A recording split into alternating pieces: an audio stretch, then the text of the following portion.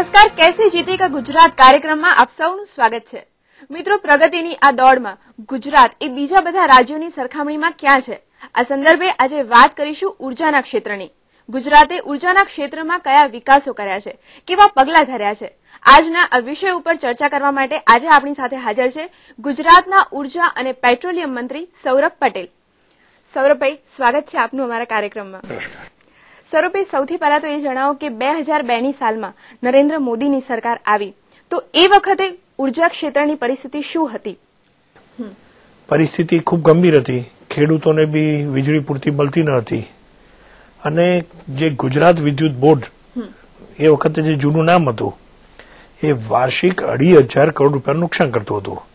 એમના કર્મચારીઓને સમયસર પગાર નથી આપી શકતા અને કઈ બી ખરીદી કરવી હોય તો એની પાસે રૂપિયા ન હતા, એટલે આખા સ્ટાફનું મોરલ એકદમ ડાઉન થઈ ગયું હતું અને પ્રજાની અંદર બી એક ચિંતા પેટી હતી કે ભાઈ આવતા દિવસોમાં વીજળી પરિસ્થિતિ શું થશે।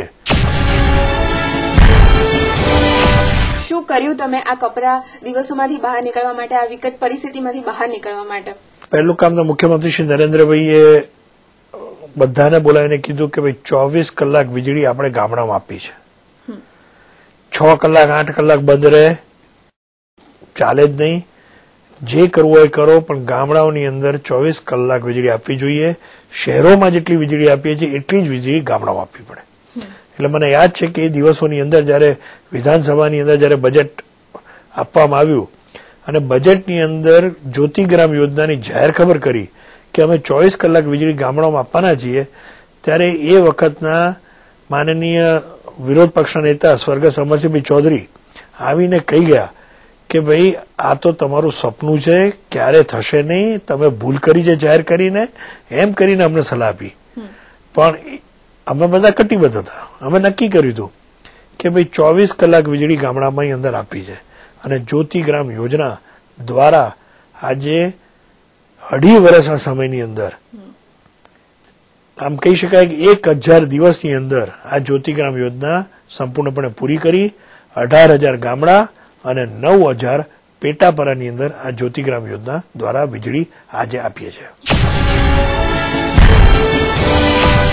તમે 10 વર્ષનું કામ 1,000 દિવસમાં પૂરું કરી નાખ્યું, એટલે જાદુ કરી નાખ્યો તમે। તો કેવી રીતે શક્ય બન્યું? આ બધું શું કર્યું તમે? એના માટે કેવી કામગીરી કરી? 75,000 કિલોમીટરની લાઈન, કલ્પના કરો, 75,000 કિલોમીટર, 23 લાખ થાંભલા અને 56,000 ટ્રાન્સફોર્મર। એ વખતે એક ટ્રાન્સફોર્મર લેવું હોય ને 2002ની અંદર ત્યારે અઠવાડિયું 10 દિવસ લાગતા। આવા 56,000 ટ્રાન્સફોર્મર અમે એટલે રોજના 56 નાખ્યા, ત્યારે આ 1,000 દિવસ કામ પૂરું કર્યું। તો ગુજરાતના લોકો તો એને માની લેશે, પણ બહારના લોકો પણ શું એને માને છે ખરા? ના, ચોક્કસપણે માને છે। હું દાખલો આપું કે આયોજન પંચના સભ્ય શ્રી પરીખભાઈ આ માનવતા નતા, અમે જયારે દિલ્હીમાં વાત કરી ત્યારે એમને રાજકોટ જવાનું થયું તો ગામડે અમદાવાદથી રાજકોટ જવામાં ઓછામાં ઓછા એમણે 5 થી 7 ગામડામાં ગયા અને 5 થી 7 ગામડામાં જઈને પૂછ્યું કે ભાઈ તમારે 24 કલાક વીજળી આવે છે? તો કે હા, અમારે આવે 24 કલાક। અને પછી એમણે કીધું કે ભાઈ આટલી બધી આવે છે તો તમારા ફાયદા શું થયા? અને જયારે એમને ખબર પડી કે આટલા બધા ફાયદા થયા છે ત્યારે એમણે કેન્દ્રની અંદર જઈ અને આયોજન પંચે નક્કી કર્યું અને અમને એના માટે એવોર્ડ આપ્યા કે ભાઈ આ કામ ગુજરાતે કર્યું છે એવું એમણે આખા દેશને કીધું। સૌરભભાઈ, આ ચર્ચા આમ જ ચાલુ રાખવી છે, હજી ઊંડાણપૂર્વક આના વિશે જાણવું છે, પરંતુ અત્યારે એક વિરામનો સમય થઈ ગયો છે।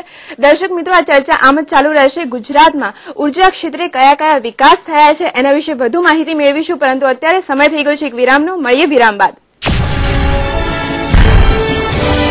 વિરામ બાદ ફરી એકવાર સ્વાગત છે कैसे जीतेगा गुजरात કાર્યક્રમમાં। મિત્રો, આજે આપણે વાત કરી રહ્યા છીએ ગુજરાતે ઉર્જા ક્ષેત્રે કેવા વિકાસ કર્યા છે, શું પ્રયત્નો આદર્યા છે। તો ચાલો ચર્ચાને આગળ વધારીએ।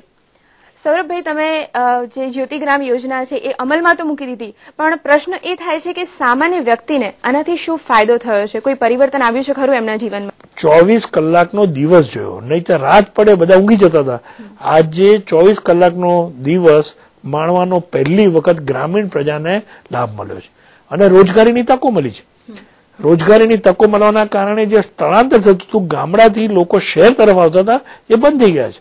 તમે કોંગ્રેસના રાજ્યોમાં ઘણી જગ્યાએ શાસન કરે છે, ત્યાં 6 થી 8 કલાક વીજળી દિવસથી બંધ રહે છે. આજે દિલ્હી જુઓ, બોમ્બે જુઓ, આંધ્ર જુઓ, કર્ણાટક જુઓ, તમે જે ગણું રાજ્યમાં જશો તો શહેરોની અંદર 4-6 કલાક બંધ છે અને ગામડામાં 10 થી 12 કલાક છે. હવે 24 કલાક વીજળી આપવાનો સૌથી મોટો લાભ તો એ છે કે ભાઈ બાળકોને અભ્યાસની અંદર કોમ્પ્યુટરનો શિક્ષણમાં લાભ થાય છે. ખેડૂતોની અને ગામના લોકોની એક ફરિયાદ હતી કે ભાઈ સાંજના જમવા બેસીએ ત્યારે લાઇટ જતી રહે, એ તકલીફ કાયમ માટે દૂર થઈ ગઈ. ત્રીજું, આરોગ્યમાં ફાયદો થાય છે કે ભાઈ દવાઓ મશીનમાં રાખી શકે છે, નહીં તો દવાઓ શહેરોમાં જ રહેતી હતી. આજે ગામડાની અંદર દરેક સુવિધા મળવા માંડી.